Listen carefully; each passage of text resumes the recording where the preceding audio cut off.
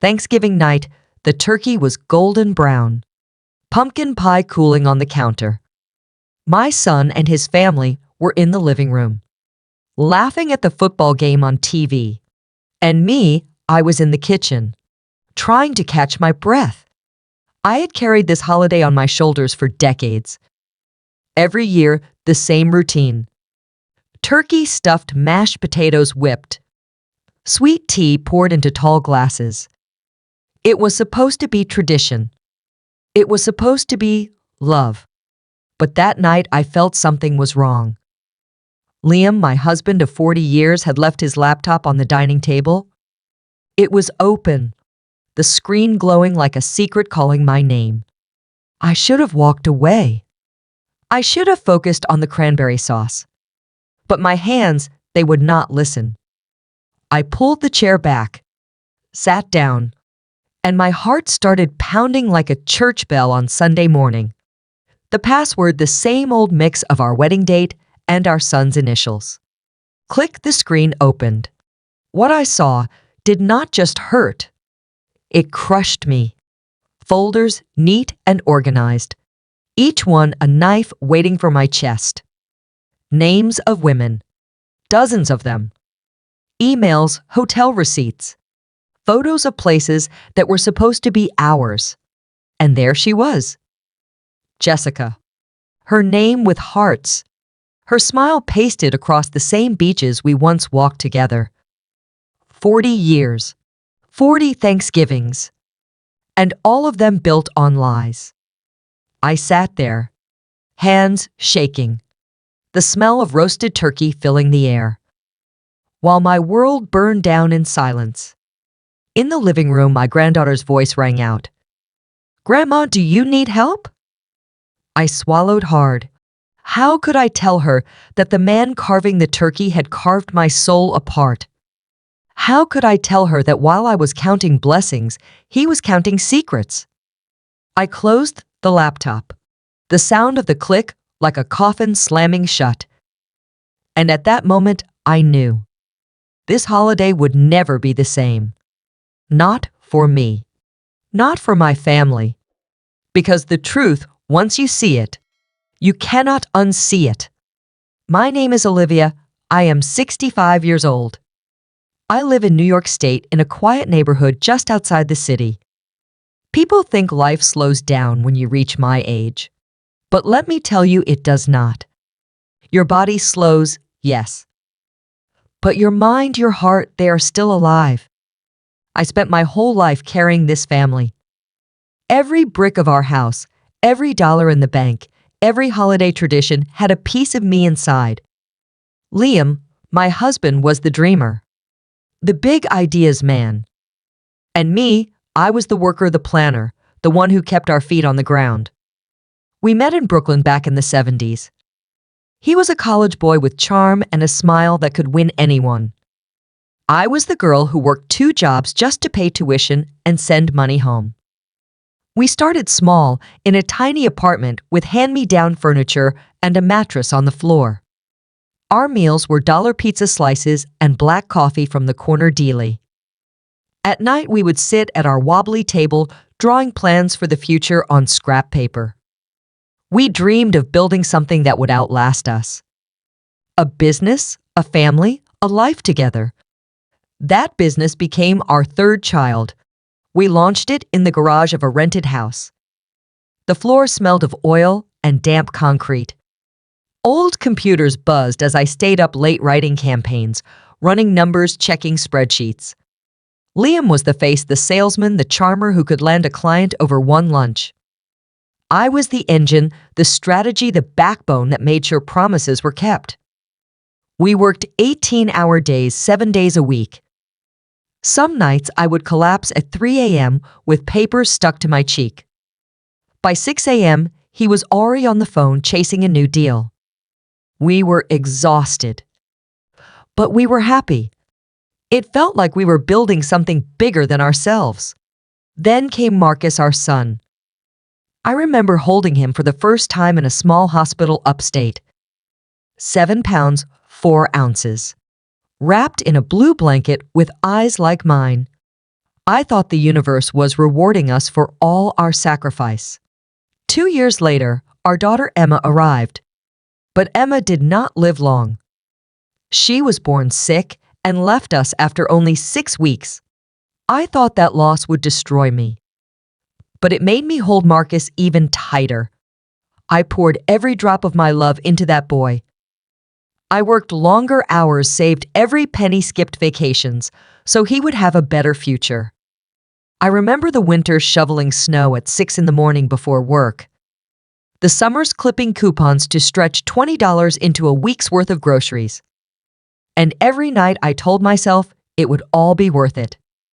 Marcus grew strong. He loved soccer. Liam became the fun dad, the coach on the field, the man with loud cheers and high fives. Me? I was the homework mom. The one checking assignments, packing lunches, making sure he ate vegetables. It was not glamorous. But it was love. Years later, Marcus gave me Anna, my granddaughter. 10 years old, now full of questions and bright ideas.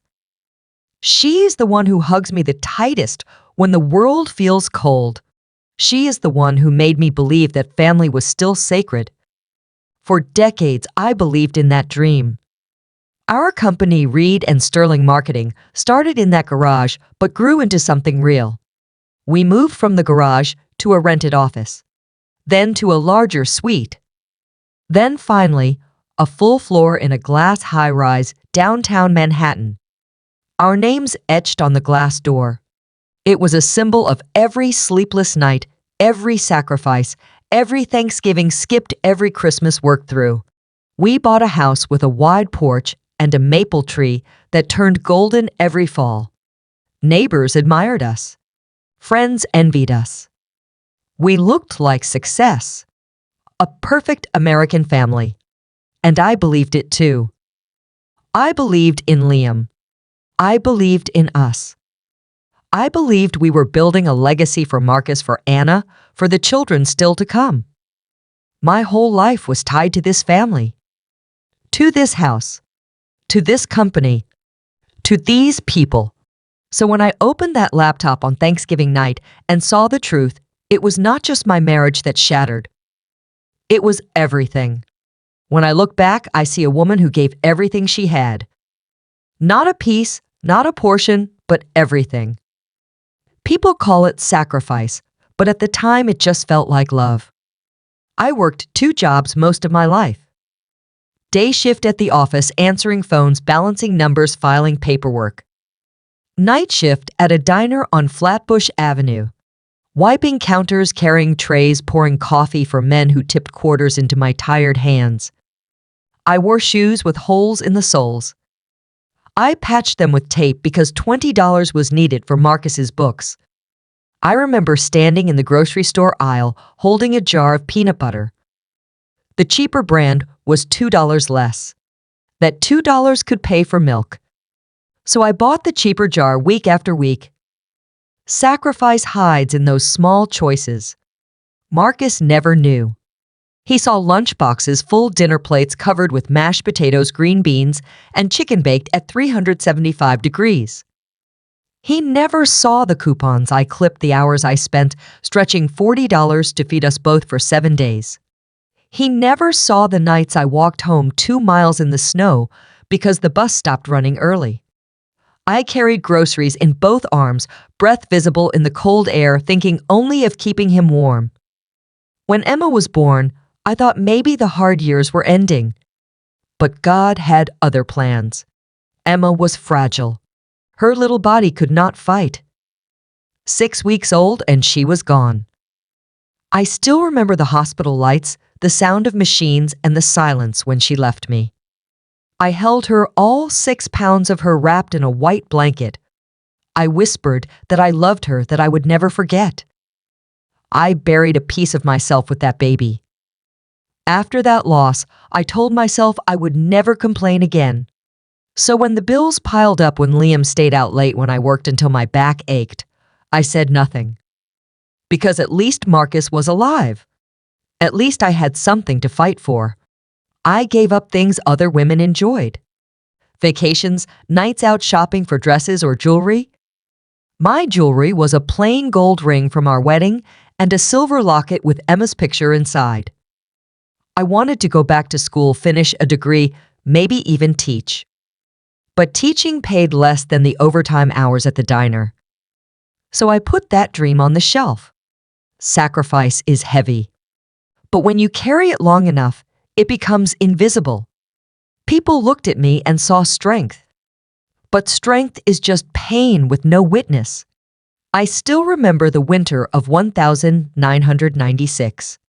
The snowstorm buried New York 2 feet deep. The city shut down. But the diner stayed open. I walked 6 blocks in boots, wrapped with plastic bags so I could bring home $60 in tips. That $60 paid the heating bill. It kept Marcus warm. I told myself this is motherhood. This is love.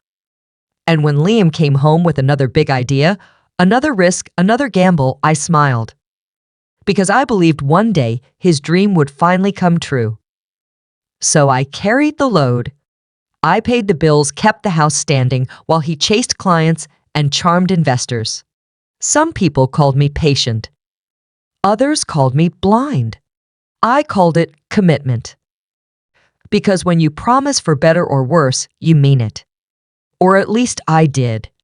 For years, I told myself it was worth it. When Marcus brought home A's, when he scored goals on the field when Anna was born and wrapped her tiny fingers around mine, I believed. Every sacrifice, every lost dream, every coupon, every overnight shift, all of it had meaning. That is why when I opened that laptop on Thanksgiving night and saw the betrayal, it was not just a crack. It was the collapse of a life I had built brick by brick, sacrifice by sacrifice. Because betrayal is not just about lies. It is about erasing every sacrifice, every memory, every act of love that brought you here. And I could not understand how someone I trusted could throw all that away. After years of sacrifice, I thought the worst was behind me. But trouble never announces itself loudly, not at first. It sneaks in quietly, like a draft under the door.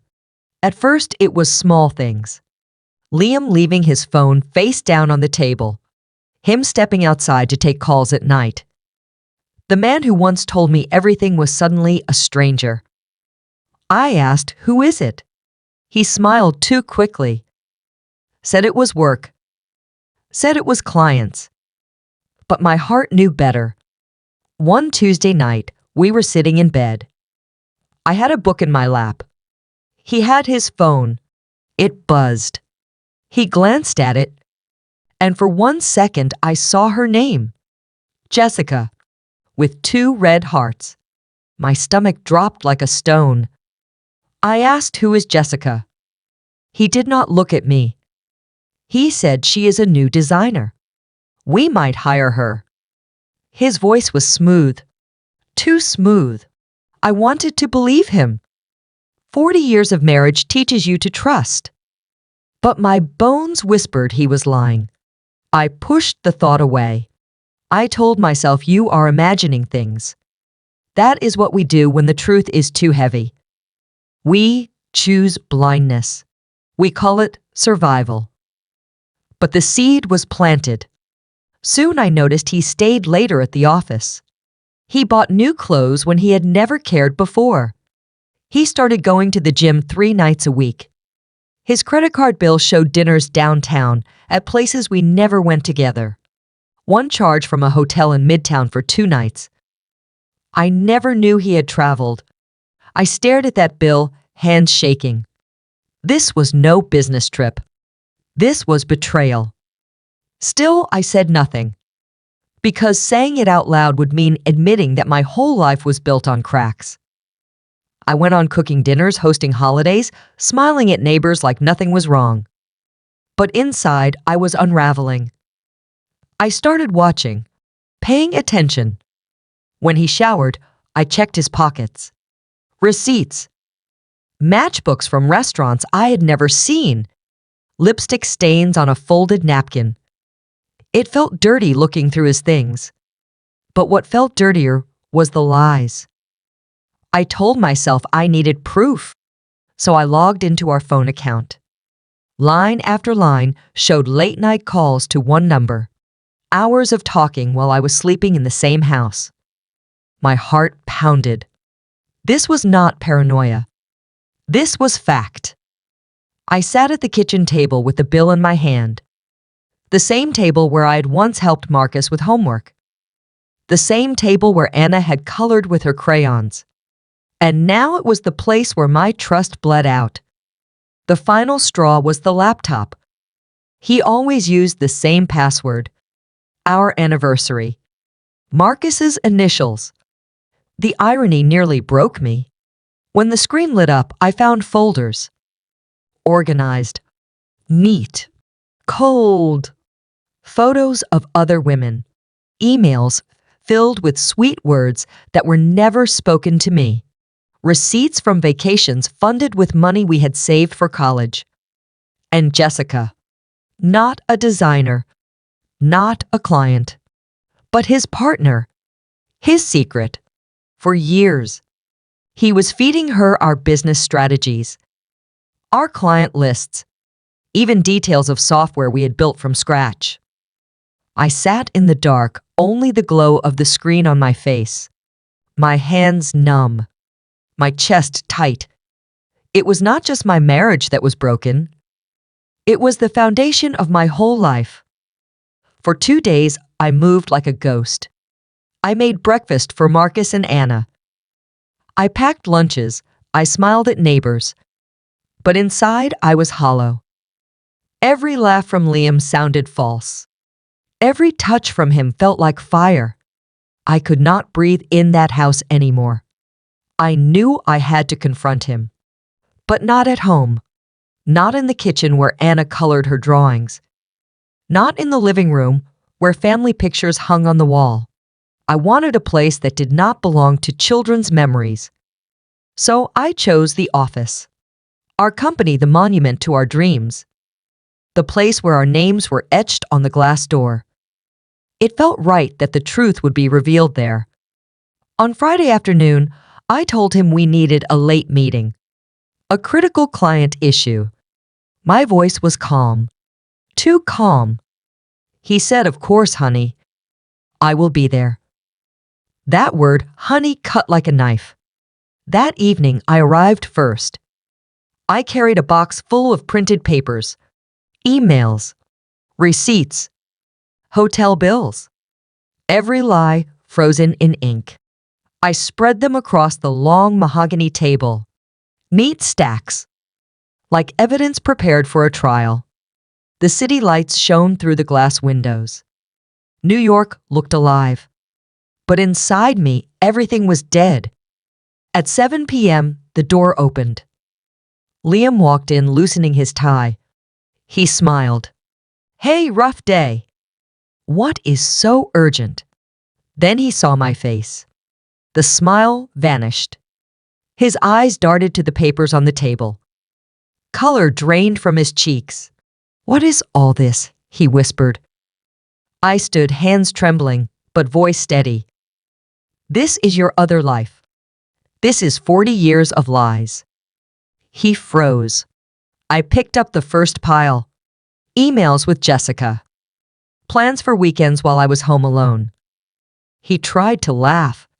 It was nothing. A mistake. I was going to tell you. I slammed the paper down. A mistake. You call a 5-year affair a mistake. You call stealing company money a mistake. You call sleeping with a competitor and giving away trade secrets a mistake. His mouth opened, then closed. Like a fish pulled from water. I threw another paper down. Receipts for dinners paid with our joint account. The same account meant for college funds. He rubbed his face, hands shaking. I kept going. Chat logs. Photos. Selfies on beaches where we once walked. Look at this. While you kissed me goodnight, you were texting her. While you cheered at soccer games, you were planning weekends with her. He sank into a chair. head in his hands. I waited for tears, for apology, for regret. But when he looked up, his eyes were cold. What do you want me to say? Flat, empty, like my pain was just noise to him. The silence in that room was louder than any scream. The skyline twinkled outside. Our empire looked bright. But inside, it was rubble. And in that moment, I knew the man I married was gone. Or maybe he never existed at all. The room was heavy like the air before a storm. I stood there staring at him, waiting for something human. But Liam's face was stone. Cold eyes, empty voice. What do you want me to say? The words hit me harder than any slap. I felt my chest tighten. All the years, all the sacrifices rose inside me like fire. I slammed my hand on the table. Say you are sorry. Say you regret it. Say I mattered. He shook his head. It was nothing. You are overreacting. Overreacting. The word echoed in my ears. I picked up the stack of papers, flung them across the table. Pages scattered like broken promises. Look at this. Look at every receipt, every email, every hotel bill.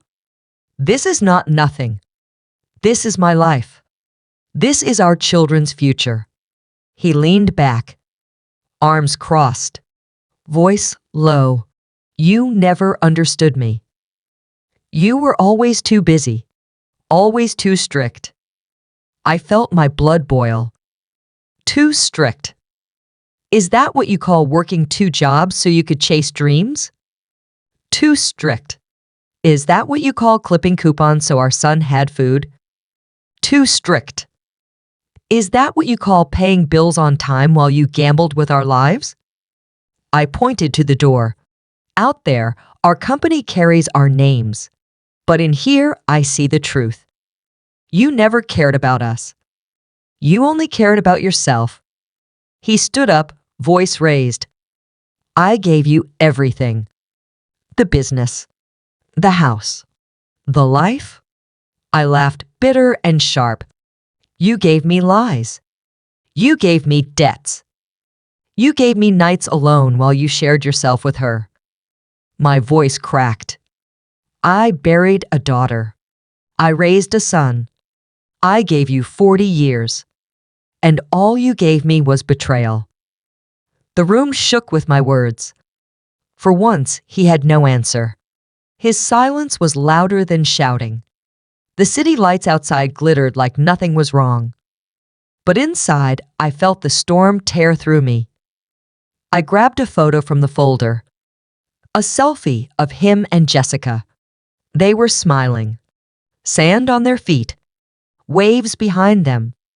It looked like us years ago on Coney Island. I threw the photo onto the table. Who are you? Because the man in this picture is not my husband. My voice broke. Tears filled my eyes. Say something. Say anything. But he just stared. Cold. Empty. The man I loved was gone. Or maybe he was never real. The storm inside me exploded. I pounded the table. The sound echoed through the glass walls. You do not get to erase me. You do not get to erase us. Not after everything I gave. My breath came fast. My hands shook. And then a strange calm settled over me. The kind of calm that comes when you realize the battle is only beginning. The silence in that office was unbearable. Papers lay scattered like fallen leaves. My chest heaved, but no sound came out. Then the door creaked open. A small voice cut through the storm. Grandma, are you okay? Anna, 10 years old, pigtails messy from playing in the lobby. She had been waiting for me to finish. Her wide eyes took in the scene. The papers, the tears, the man she called Grandpa. She bent down, picked up a page. Grandma, why does this paper say college savings withdrawn? My heart stopped. The paper in her hand showed the account. The fund I had built for her future. Money taken out. Spent on dinners, hotels, vacations that were never ours. I froze. Liam froze. Anna looked between us. Grandpa, did you use my money? Her little voice cut sharper than any blade. Liam opened his mouth, closed it again. No words came. I knelt down, took her hands. Sweetheart, you are safe. I will protect your future. Her eyes filled with tears. Why would he do that? I had no answer. The truth had walked into the room through the lips of a child. There was no denying it now. No excuse strong enough. Anna dropped the paper and ran into my arms. I held her as if holding on could keep the world together. Liam looked at us, face pale, jaw tight. For once, he looked small. Not the man who commanded meetings. Not the man who charmed clients. Just a man caught in his own lies. I stood up, Anna still in my arms. This is over. You tried to steal from me, but stealing from her is the final line. Liam reached out. Olivia, please, we can fix this. Fix this. You cannot fix 40 years of betrayal. Anna clung tighter. Grandma, let's go home. Her voice was all the strength I needed. I gathered the papers, slid them into my box. I looked at Liam one last time. The lawyer will call you. You will hear from me again. But not here. Not like this. Then I walked out into the night air. The city buzzed with taxis and lights. Anna's small hand in mine felt like the only thing real. Behind me, through the glass walls, I saw Liam still standing alone. For the first time, it was him, not me, left in silence. The next morning, I sat at the kitchen table. Anna's backpack leaned against the chair. Her crayon spilled across the wood. She had gone to school still quiet, still carrying questions I could not answer. I stared at the papers spread before me. Bank statements, emails, contracts. The evidence of betrayal was deeper than I ever imagined. It was not just an affair. It was an operation. Liam had not only lied to me, he had stolen from me, from Marcus, from Anna, the money missing from savings accounts, from retirement, from the fund meant to pay college tuition. Gone. Redirected to dinners, luxury hotels, weekend trips. But there was more. In one folder labeled Jessica, I found attachments. Documents with client names, numbers, trade secrets. I read through them, my heart racing. They were ours. Our strategies. Our software designs. The same ones we had built in that garage all those years ago. He had handed them to her. Jessica was not just another woman. She was his partner, his rival, the co-founder of a competing agency. For 5 years, he had been feeding her our clients, our secrets, our future. The betrayal was not only personal. It was professional, financial, generational. I thought of Emma gone too soon. I thought of Marcus, the boy I raised through cold winters. I thought of Anna, her little voice asking Grandpa, "Did you use my money?" And I realized he had not just betrayed me. He had betrayed every generation of this family. The truth felt heavier than anything I had carried before. All those nights I walked 2 miles in the snow. All those shifts at the diner. All those coupons clipped. They were not sacrifices now. They were stolen. By the one man who was supposed to protect me. The twist was not only that he loved another, the twist was that he chose another over his own blood. He had traded family for ambition, for lust, for greed, and he thought I would never find out. I sat there, hands shaking coffee, turning cold. I whispered to myself, this is war now. No more silence. No more pretending. The woman I was the one who endured, who swallowed pain, who kept the peace. She was gone. The woman who rose from that chair was someone new. Someone who had nothing left to lose. Someone ready to fight back. The truth was out, and the war had begun. I called a lawyer the very next day. A woman my age, sharp eyes, firm voice. I spread the papers across her desk. She leaned back, took a deep breath. Olivia, this is not just divorce. This is war. She explained every dollar he spent, every secret he shared would matter. The courts might not punish for cheating alone, but stealing company funds, betraying contracts, that was different. It could cost him everything. I nodded, though my heart pounded. I was not used to fighting in courtrooms with lawyers and judges. I was used to fighting with my bare hands. In diners, in grocery aisles, in cold winters. But now the battlefield was paper. Contracts, receipts, bank accounts. And I would not lose. The weeks that followed were brutal.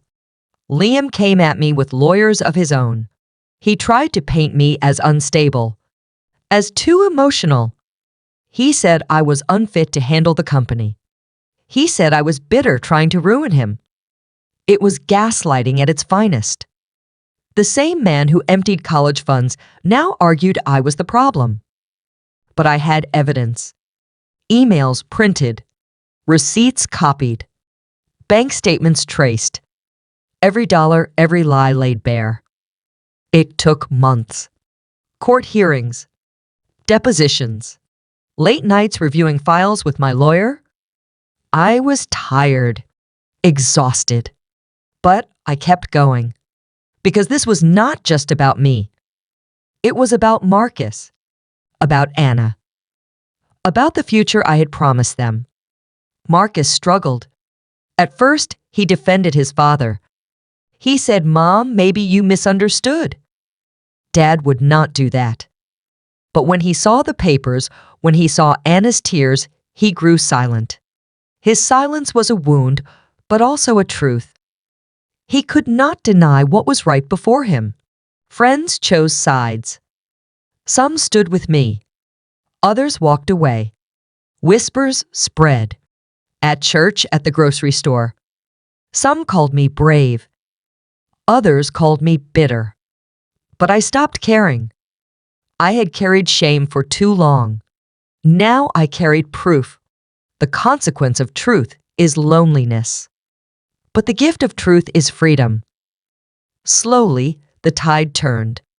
The evidence stacked high against Liam. His lies collapsed one by one. Finally, after nearly a year, he broke. We settled. I kept the house. I kept the company. I kept the future. It cost me almost everything in savings, in energy, in years off my life. But it was mine. The day I signed the papers, I did not feel joy. I felt quiet. Like the end of a storm when the sky is gray and the ground is broken, but you are still standing. I looked at Anna, her small smile, her brave eyes. And I knew I had chosen right. The consequence was pain. The choice was dignity. At 65, I chose me. For the first time in a very long time, I chose me. The storm is over, and I am still here. The papers are signed. The house is mine. The company is mine. And the peace that fills my chest is mine too. Liam moved out. The man who once shared my bed now sleeps in an apartment alone. I heard from friends that his rival company collapsed. The secrets he sold turned against him.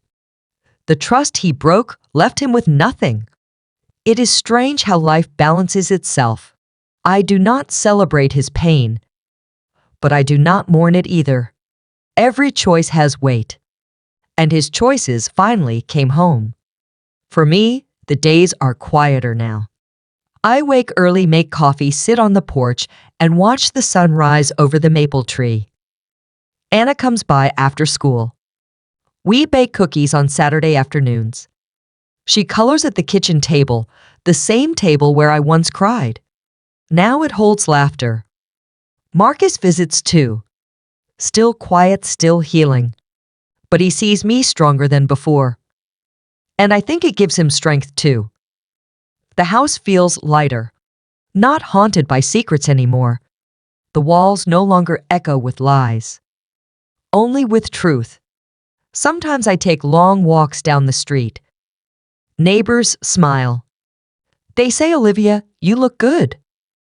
And I do. Not because I am younger, not because I am richer, but because I am free. At 65, I learned that freedom is not a gift. It is a choice. And peace is not given. It is built. Brick by brick, day by day. I am not naive. The scars remain. Sometimes I hear a song on the radio and it takes me back. Sometimes I smell cologne in the grocery store and my chest tightens. But healing is not about forgetting. It is about remembering without breaking. I sit in my living room, holding Anna's hand, watching the fire crackle. And I realize the life I wanted was not gone. It just changed. It is smaller now, but it is real. No more illusions. No more pretending. Just me, my family, my truth. And that is enough. If you were me and you had lived through betrayal, through storms, through courts and lies, would you choose bitterness or would you choose peace? If my story touched your heart, if you felt my journey in your bones, stay with me, subscribe to this channel, because together we will share more truths, more lessons, more voices that deserve to be heard.